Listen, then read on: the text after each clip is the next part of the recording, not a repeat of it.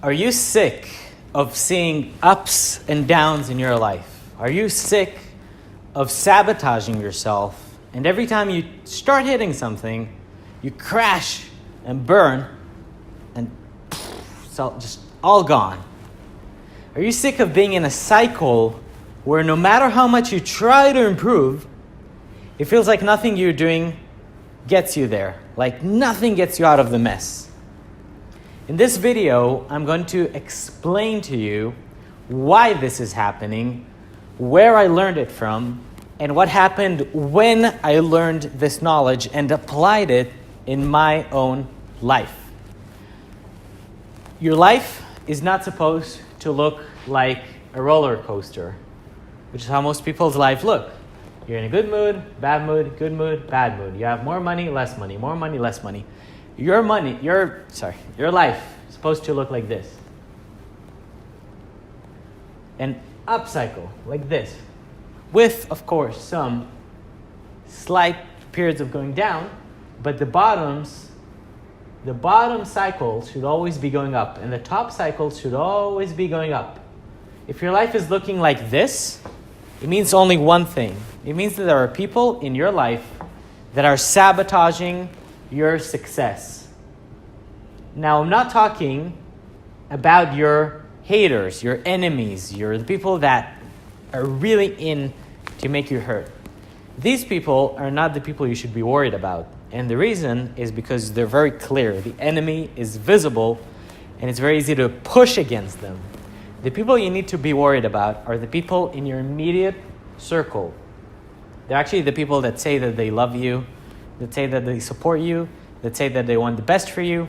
These are your family, so your mom, your dad, brothers, wife, friends, associates, and more. Boss, sometimes. Any person that's close in your life that affects you. And the reason is, we're very much affected by our environment, a lot more than we think. Our thinking, our paradigms, the way we view the world is only a filter. So if reality is this big, the only part of reality that we actually see is a very small part of reality that we see through our filter.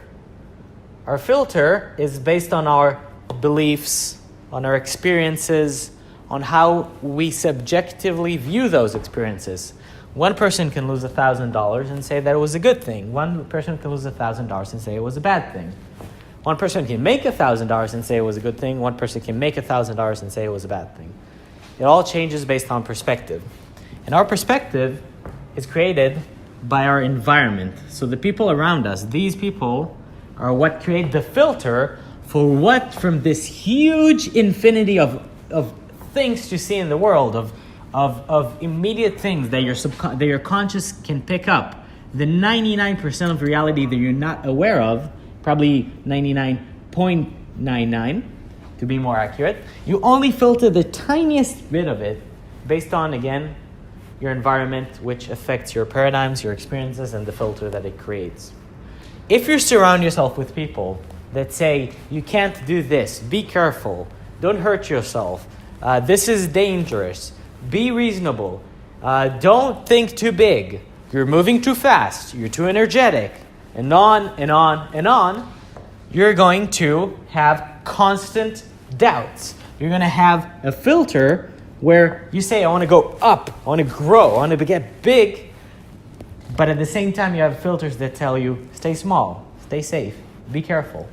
And as long as those people are feeding that filter, or putting in influence, this is what you're going to see, and your life is always going to be like this, because you're like, I want to grow, I want to get bigger. And then you think, oh, but this is too big, too much, I want to grow, oh, but be careful. But, oh no, this is not okay, I want to grow. And every time it's the same cycle. You don't have to be like this. You can just go up in your relationships, in your health, in your income. But how do you do that? You cut off every single negative influence in your life. Every person that tells you, don't do it, be careful, stay back, be reasonable, stay small, you're not good enough, you're not there yet. All these people, you need to cut them out of your life. And trust me that when you do that, you're going to start growing very fast if you're motivated like me. But then what happens is you're going to start making mistakes because you're not surrounded by people on the other side that are inspirational, that are better than you, that make more money than you, that are more motivated than you, that are more disciplined. You don't have them around you, so they're not feeding your filter. So you're going to make mistakes, and you're going to probably crash. You're going to have your first big failure, and it's going to be a big one, because up until now you've been playing small. When you play small, you can fail small, but you can also only win small. You can't win big. So you're going to start naturally playing bigger, and you're going to fail bigger. And when you fail bigger and you have your first big failure, all the people here are going to come back to you and tell you, see, we told you so. We told you should stay small. We told you should be careful. We told you it's dangerous. Come back to us. Come back. Come back to the mediocrity. Come back to small thinking. And you're going to go there. You're going to get back there. Why? Because you've been fed more of the same, and they're going to accept you with love.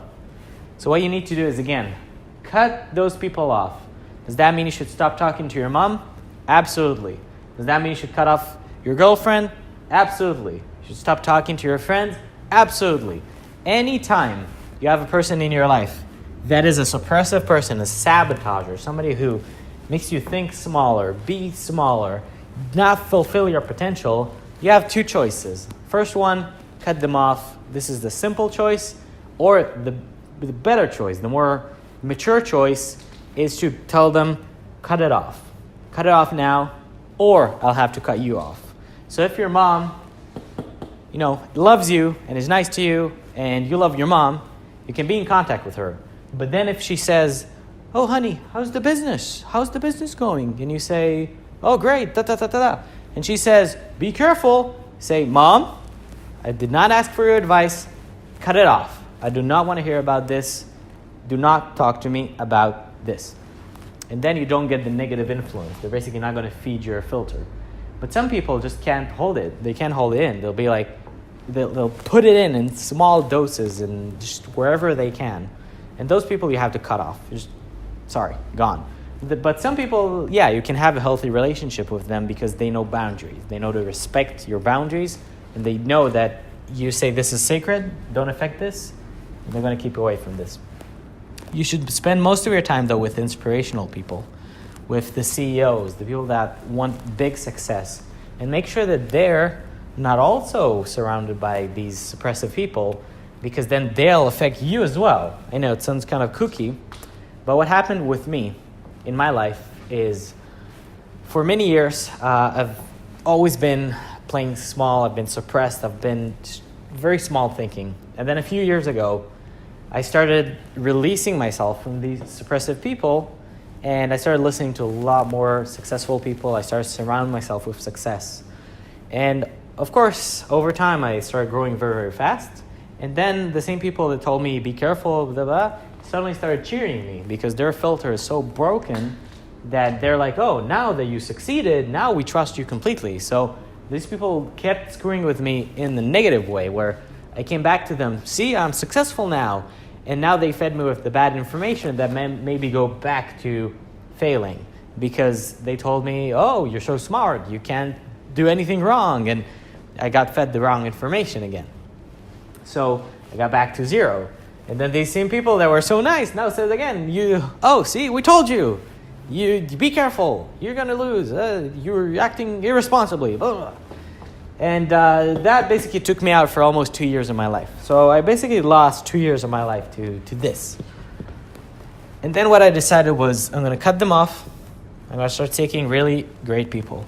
And then I surround myself with a CEO that I'm working with, who is the most ambitious, creative, hardworking, and smart businesswoman that I know, and also the most charismatic business, and another person who is the most charismatic coach and business leader that I know. And I basically spent about 12 hours a day working with them. And ever since I started that, about 4 or 5 months ago, everything is back to going up. Everything I touch is gold. And that doesn't mean I don't make mistakes. It doesn't mean I don't lose money. But what it does mean is I now have their filter. And both of them make a whole lot of money. They also lose a lot of money. So if they make 80K, they're going to lose probably like 20K. But I'd rather lose $20,000 from an $80,000 income than lose nothing from a $5,000 income. So find these people, cut off these people, and your filter will get fixed. And you start seeing upwards movement. This is Robbie signing out. Don't forget to check out my book, Evolution of a Maniac, which details my life story from basically age 0 to age 23, 2 years ago. And I explained how I got there and what caused that great crash that I talked about and what happened there. Every single decision I made, every single big decision and epiphany that I had. You're going to love it. It's on sale, $9.99. Check it out right now and get it. Thank you. Subscribe, and I hope to see you soon.